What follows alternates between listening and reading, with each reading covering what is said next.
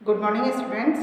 मैं doctor Mrinali Chauhan, associate professor in botany, MLS government girls college Jaisalmer से हूँ। इससे पहले कि हम अपनी बॉटनी की क्लास स्टार्ट करें, अपनी पढ़ाई से रिलेटेड कुछ बातें मैं आपको बताना चाहूँगी। पहली चीज़, जो व्हाट्सएप ग्रुप से कई गर्ल्स अभी भी कांटेक्ट करके यह पूछ रही हैं कि क्लासेस किस प्रकार से अटेंड करनी है, क्योंकि कोरोना का काल चल रहा है। इसलिए इसे देखते हुए आप लोगों तक आपके शिक्षा का सारा, पढ़ाई का सारा मैटर पहुंचाने के लिए कॉलेज ने अपना एक YouTube चैनल स्टार्ट करा है। इस YouTube चैनल पर सभी सब्जेक्ट्स के लेक्चरर्स अपने लेक्चर्स वीडियोस के रूप में डाल रहे हैं। इन लेक्चर्स को आप कॉलेज के YouTube चैनल पर देख सकते हैं। YouTube चैनल का लिंक आपके व्हाट्सएप ग्रुप पर दिया गया है। आपकी सुविधा के लिए जब भी कोई लेक्चर इस YouTube चैनल पे डाला जाता है, वह आपके व्हाट्सएप ग्रुप में डाल दिया जाता है। अलग अलग क्लासेस के व्हाट्सएप ग्रुप अलग अलग हैं। आप फर्स्ट ईयर साइंस के, BSc फर्स्ट ईयर साइंस के स्टूडेंट्स के ग्रुप में जो भी वीडियोस के लिंक्स डाले गए हैं वो आपके सब्जेक्ट से रिलेटेड डाले गए हैं। अतः आप जो पहले भी डाले हुए लिंक्स हैं उनको देखें, पढ़ें, जिससे आपके सिलेबस को आप कवर कर सकें। आप जब YouTube चैनल पर देखेंगे तो YouTube चैनल पर देखने के लिए अलग अलग सब्जेक्ट्स की प्लेलिस्ट बनी हुई है। जिस भी सब्जेक्ट का आपको लेक्चर देखना है, कंसर्न उस पर जा सकते हैं। लेकिन वहाँ पर आपको first year, second year, third year तीनों क्लासेस के लेक्चर्स देखने को मिलेंगे। आपके फर्स्ट ईयर से कंसर्न लेक्चर्स के लिंक आपके व्हाट्सएप ग्रुप में आपको भेज दिए जाते हैं। टाइम टू टाइम उन्हें आप देखें। एक चीज़ जो आपको अपनी पढ़ाई से रिलेटेड करनी है, पढ़ाई अपनी स्टार्ट करने से पहले सभी छात्राएं इसे अपना सिलेबस ज़रूर डाउनलोड करें। आपको फर्स्ट ईयर की क्लास में क्या क्या पढ़ना है वो आपके सिलेबस से डिसाइडेड रहेगा। तो JN नारायण व्यास विश्वविद्यालय की साइट पर जाएं, वहाँ से अपने साइंस का, अपने सब्जेक्ट्स का लेटेस्ट सिलेबस आप डाउनलोड करें और सिलेबस के अकॉर्डिंग अपनी पढ़ाई करना शुरू करें। यहाँ एक बात ध्यान रखें, जैसे अभी तक आप 12th की क्लास में जब तक पढ़ रहे थे तब तक आपके पास एक प्रिस्क्राइब्ड बुक थी, आप उसको पढ़ करके अपना सिलेबस कवर अप करते थे। कॉलेज लेवल में आपकी कोई एक निश्चित बुक नहीं रहती, उसके स्थान पर अलग अलग रेफरेंस बुक्स हैं। सिलेबस में हर एक के लास्ट में आप देखेंगे तो कई रेफरेंस बुक्स के नाम होंगे, तो उन रेफरेंस बुक्स को देखना है। ऐसा नहीं है कि किसी एक किताब में आपको सिलेबस से रिलेटेड सारे टॉपिक्स मिल जाए, आपको अलग अलग डिफरेंट बुक्स कंसल्ट करनी पड़ेगी। एक बुक पर आप आधारित नहीं रह सकते। फिर भी सुविधा के लिए कोई स्टार्टिंग करने के लिए कोई टेक्स्ट बुक आप कोई एक टेक्स्ट बुक आप बेसिक की तरह से ले सकते हैं। लेकिन याद रहे, कई बच्चों में आजकल जैसा ट्रेंड है कि 1 वीक सीरीज़ या पासबुक्स वगैरह से पढ़ते हैं। इस तरीके की बुक्स, पासबुक या 1 वीक सीरीज़, ये बिल्कुल भी अलाउड नहीं है कॉलेज लेवल स्टडीज़ में। इन्हें कंसल्ट ना करें। रेफरेंस बुक्स लें या फिर कंसल्ट टेक्स्ट बुक्स लें। हर सब्जेक्ट के टीचर अपने सब्जेक्ट के हिसाब से आपको टेक्स्ट बुक अपने सब्जेक्ट की बता देंगे। यहाँ पर मैं आपको बॉटनी की क्लास लेने के लिए हूँ। तो बॉटनी के यदि आप सिलेबस देखेंगे, बॉटनी के सिलेबस में आपके 3 पेपर हैं। फर्स्ट जो पेपर है आपका, वो पेपर आपका फर्स्ट पेपर है आपका एल्गी, लाइकेन और ब्रायोफाइट। ठीक है, बॉटनी की यदि हम बात कर रहे हैं, बॉटनी में फर्स्ट पेपर आपका एल्गी, लाइकेन और ब्रायोफाइट का है। सेकेंड जो पेपर आपका बॉटनी में है, दैट इज माइक्रोबायोलॉजी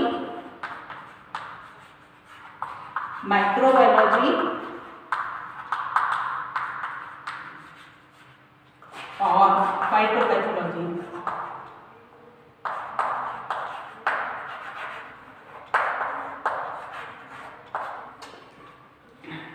ठीक है, और थर्ड पेपर आपका पेलियोबॉटनी टेरिडोफाइट्स,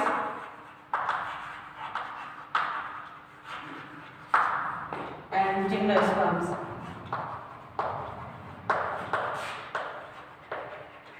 ये 3 पेपर हैं। तीनों पेपर का थ्योरी में आपको 50-50 और 50 मार्क्स का पेपर रहता है, और इसके अलावा प्रैक्टिकल 75 मार्क्स के रहेंगे। अब यहाँ पर देखिए, first paper algae, lichen, bryophyte, तीनों अलग अलग प्लांट ग्रुप से। माइकोलॉजी का हम फंजाई का अध्ययन करेंगे, माइक्रोबायोलॉजी सूक्ष्म जीवों का अध्ययन, फाइटोपैथोलॉजी जहाँ पादपों में रोगों का अध्ययन है, पेलियोबॉटनी अर्थात फॉसिल्स का अध्ययन या जीवाश्मों का अध्ययन, टेरिडोफाइट्स और जिम्नोस्पर्म, ये दोनों अलग प्लांट ग्रुप्स हैं। तो यहाँ पर हम देखें डिफरेंट प्लांट ग्रुप्स के अलावा हमें विभिन्न रोगों का, सूक्ष्म जीवों का और जीवाश्मों का भी अध्ययन करना होगा। एज ए टेक्स्ट बुक आप रस्तोगी पब्लिकेशन मेरठ की बुक ले सकते हैं, जिसे जो कि टेक्स्ट बुक ऑफ बॉटनी के नाम से मिलती है, जिसके ऑथर सिंह, पांडे और जैन हैं। बेस के रूप में आप रस्तोगी पब्लिकेशन मेरठ की इस किताब को ले सकते हैं। हो सके तो सभी छात्राएं इस बुक को परचेज करें और उससे अपनी पढ़ाई आगे कंटिन्यू करें। और अवेलेबल ना होने की स्थिति में आप आरबीडी की भी बॉटनी की फर्स्ट ईयर की बुक ले सकते हैं। ये पीसी त्रिवेदी सर की है, त्रिवेदी शर्मा धनखड़ की। तो दोनों में से जो भी बुक अवेलेबल हो आप उसे परचेज करें और अपनी पढ़ाई को कंटिन्यू करें। सेकेंड थिंग जो आप लोगों को करनी है, तो सिलेबस अपना लेकर सिलेबस फर्स्ट आप डाउनलोड करें। सेकेंड, आप अपनी बुक परचेज करें, बुक को भी लेकर के चलें। थर्ड थिंग, आपके जो भी लेक्चर डाले जा रहे हैं यूट्यूब पे, आप उन लेक्चर्स का जिस दिन लेक्चर डल रहा है उसी दिन ही उसको अवलोकन करें, उसको सुने, देखें और उस लेक्चर में जो कुछ भी चीज़ बताई जा रही है उसका अपने कंसाइज नोट्स की तरह से उसको बना लें, जिससे आपको चीज़ को समझने और रिवाइज करने में ईजी हो जाएगा। अब यहाँ पर एज सच यदि हम बॉटनी की बात करें, जब भी अपनी क्लास में मैं किसी स्टूडेंट से पूछती हूँ व्हाट इज़ बॉटनी, आप सभी बॉटनी हैं, तो एक सामान्य सा जो उत्तर मिलता है कि बॉटनी पादपों का अध्ययन है या वनस्पति शास्त्र है। पादप क्या है? क्या आप बता सकते हैं पादप क्या है? सामान्य रूप से जो उत्तर आ रहा होगा, जो हरे रंग के होते हैं, अपना भोजन खुद बनाते हैं या जिनमें जड़ तना पत्ती हैं, उन्हें हम पादप कहते हैं। अधिकतर स्टूडेंट से इसी तरीके का जवाब मिलता है और मुझे उम्मीद है शायद आप भी यही कह रहे होंगे कि जो जड़ तना पत्ती जिनमें हैं, जो हरे दिख रहे हैं, वो सभी पादप हैं। इसलिए स्टार्टिंग में इससे पहले कि हम यह सिलेबस पढ़ें, बॉटनी का बेस जान लेना आवश्यक है कि प्लांट्स क्या हैं, पादप क्या हैं, और यह जानने के लिए सबसे अच्छी तरीके से समझने के लिए हमें विटेकर द्वारा दिए गए 5 किंगडम क्लासिफिकेशन पर जाना पड़ेगा। अब विटेकर द्वारा दिया गया 5 किंगडम क्लासिफिकेशन क्या है? विटेकर ने सभी जीवों को, प्रकृति में पाए जाने वाले सभी जीवों को 5 जगतों में, 5 किंगडम्स में डिवाइड करा था और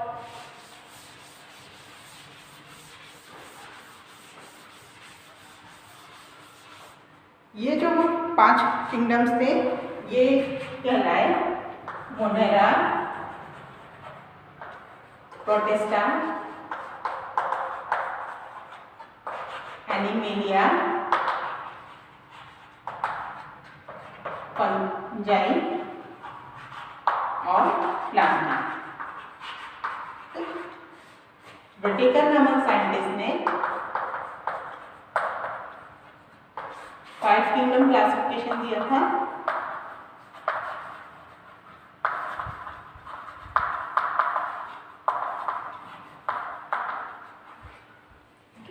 व्हिटेकर ने 5 किंगडम क्लासिफिकेशन दिया था, जो कि बहुत सिंपल सा क्लासिफिकेशन है, लेकिन यह सभी ग्रुप्स को बहुत अच्छे से डिस्क्राइब करता है। इसलिए हम वापस से इस क्लासिफिकेशन से ही स्टार्ट कर रहे हैं। इसने 5 जगहों में जीवों को बांटा: मोनेरा, प्रोटिस्टा, एनिमेलिया, फंजाई और प्लांटी। अब ये 5 जो ग्रुप्स बनाए गए, इन 5 ग्रुप्स का आपस में जो डिफ्रेंसिएशन था वो किस तरीके से था। फर्स्ट हम बात करें, सबसे कम विकसित जो ग्रुप माना गया था मोनेरा। ये ऐसा ग्रुप था जिसमें प्रोकैरियोटिक सेल्स पाई जाती थी। प्रोकैरियोटिक सेल्स अर्थात जिनमें बहुत सुस्पष्ट केंद्रक नहीं मिलता था, हमें बहुत स्पष्ट केंद्रक नहीं देखने को मिलता है। प्रोकैरियोटिक सेल्स को आगे के लेक्चर्स में हम डिटेल में डिस्कस करेंगे, लेकिन एज एन इनिशियल हमें यदि बहुत सुस्पष्ट सा केंद्रक नहीं दिख रहा है, गुणसूत्र नहीं दिख रहे हैं किसी सेल में, तो उस सेल को हम मोनेरा ग्रुप में रखते हैं, प्रोकैरियोटिक सेल कहते हैं। तो फर्स्ट थिंग, जीवों में जो सेल्स के आधार पर था, एक तो या तो जीव में प्रोकैरियोटिक सेल है, मीन्स केंद्रक बहुत स्पष्ट नहीं है कोशिका में। दूसरा, जो सेल हो सकती है जिसमें केंद्रक स्पष्ट हमें दिखे, उसे हम यूकैरियोटिक कहते हैं। तो जीवों में 2 तरीके की सेल्स प्रेजेंट हो सकती हैं, प्रोकैरियोटिक सेल और यूकैरियोटिक सेल। यदि सेल में केंद्रक स्पष्ट रूप से नहीं दिख रहा है तो उसे हम प्रोकैरियोटिक कहते हैं, और इस प्रोकैरियोटिक सेल वाले सारे जीवों को मोनेरा के ग्रुप में रखा गया। शेष जो भी जीव थे उनकी कोशिकाओं में क्योंकि केंद्रक स्पष्ट थे वो यूकैरियोटिक थे। ठीक है, शेष सारे जीवों को का आगे किस प्रकार से वर्गीकरण करा। सेकेंड चीज, जो भी यूकैरियोटिक जीव हैं, उन यूकैरियोटिक जीव के जो शारीरिक संगठन है वो या तो केवल एक ही कोशिका का बना हो सकता है, या उसमें बहुत सारी कोशिकाएं हों, एक से अधिक कोशिकाएं हों। यदि जीव का संगठन केवल एक कोशिका का है तो उस जीव को की प्रकृति हम यूनिसेलुलर कहेंगे, या एक कोशिक जीव। ठीक है, और यदि यूनिसेलुलर मीन्स एक कोशिक है, और यदि वह कई कोशिकाओं से मिलकर के बना हुआ है तो जीव मल्टीसेलुलर कहलाएगा। अनेक कोशिकाएं हैं तो मल्टीसेलुलर है। सभी यूनिसेलुलर जीव प्रोटिस्टा में रखे गए। प्रोटिस्टा मीन्स यूनिसेलुलर ऑर्गेनिज्म का ग्रुप। नेक्स्ट, मल्टीसेलुलर जितने भी जीव हैं, अगेन वो 3 ग्रुप्स रह गए, एनिमेलिया, फंजाई और प्लांटी। मल्टीसेलुलर ग्रुप में मल्टीसेलुलर प्रकार के जीव यदि उनमें सेल वॉल नहीं पाई जाती है, सेल वॉल यदि उनमें की कोशिकाओं में एब्सेंट होती है, नहीं पाई जाती है, तो ऐसे जीवों को एनिमेलिया ग्रुप में रखा गया।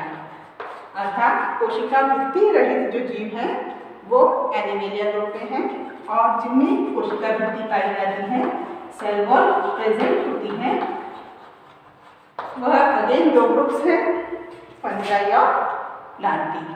अब इन दोनों ग्रुप्स को डिफ्रेंशिएट करा गया इनके मोड ऑफ न्यूट्रिशन पे, ये अपना भोजन कैसे बना रहे हैं। यदि यह जीव हेटेरोट्रॉपिक प्रकार के हैं, अर्थात अपना भोजन स्वयं नहीं बना रहे हैं, और इनमें जो सेल वॉल है वो काइटिन की है, तो यह जीव फंजाई कहलाते हैं। लेकिन यदि ये फोटोट्रॉपिक हैं, सूर्य के प्रकाश में अपना भोजन स्वयं बना रहे हैं, और इनकी सेल वॉल सेलुलोज की बनी हुई है, तो यह जीव प्लांटी रूप में है, अर्थात प्लांट्स हैं। अब यहाँ देखा जाए इस सारे क्लासिफिकेशन से प्लांटी ग्रुप या हम जिस ग्रुप को अध्ययन कर रहे हैं, यद्यपि फंजाई भी बॉटनी में ही अध्ययन करी जाती है, यहाँ पर प्योर जो प्लांटी ग्रुप प्लांट्स हैं, उन प्लांट्स को हम किस तरीके से बता सकते हैं। ये यूकैरियोटिक मल्टीसेलुलर सेलुलोज की सेल वॉल युक्त फोटोट्रॉफिक जीव हैं। प्लांट्स क्या हैं? प्लांट्स ऐसे जीव हैं जो कि यूकैरियोटिक हैं, मल्टी सेलुलर हैं, सेलुलोज युक्त सेल वॉल इनमें प्रेजेंट है और ये फोटोट्रॉफिक जीव हैं। तो इस प्रकार से हम प्लांट्स को उनके इन मुख्य कैरेक्टर के आधार पर डिफरेंट अन्य जो लिविंग ग्रुप्स हैं उनसे डिफ्रेंशिएट कर सकते हैं। इस प्रकार से आज एक जनरल इंट्रोडक्टरी क्लास में आपने जाना कि प्लांट्स क्या होते हैं। अब जो हम नेक्स्ट क्लास लेंगे उस क्लास में आपका जैसे सिलेबस में बताया अलग अलग ग्रुप्स हैं आपके सिलेबस में, एल्गी है, ब्रायोफाइट है, टेरिडो है, जिम्नो है। तो ये सारे जो ग्रुप्स हैं प्लांट के जो डिफरेंट ग्रुप्स हैं इन ग्रुप्स में को आप किस तरीके से पहचान सकते हैं, इन ग्रुप्स में आपस में क्या डिफरेंसेस हैं, क्यों ये ग्रुप्स बनाए, कैसे कैसे ये ग्रुप्स बनाए गए, इनकी विशेषता क्या क्या है, ये सारे ग्रुप्स का हम एक जनरल अध्ययन करेंगे। Thank you.